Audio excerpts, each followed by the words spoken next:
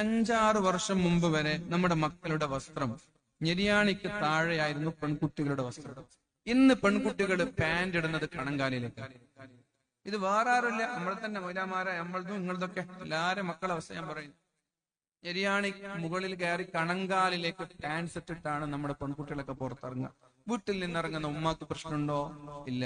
ഉപ്പാക്ക് പ്രശ്നമുണ്ടോ? ഇല്ല. ഭർത്താവിന് പ്രശ്നമുണ്ടോ? ഇല്ല. ആങ്ങൾക്ക് പ്രശ്നമുണ്ടോ? ഇല്ല.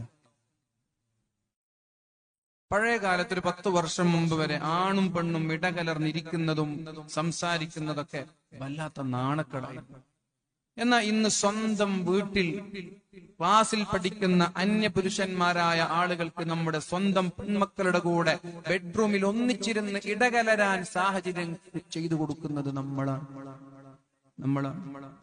ഓരോ സെന്റ് ഓഫ് വരുമ്പോഴും, ഓരോ ഫെയർവെൽ വരുമ്പോഴും, SSLC ആയാലും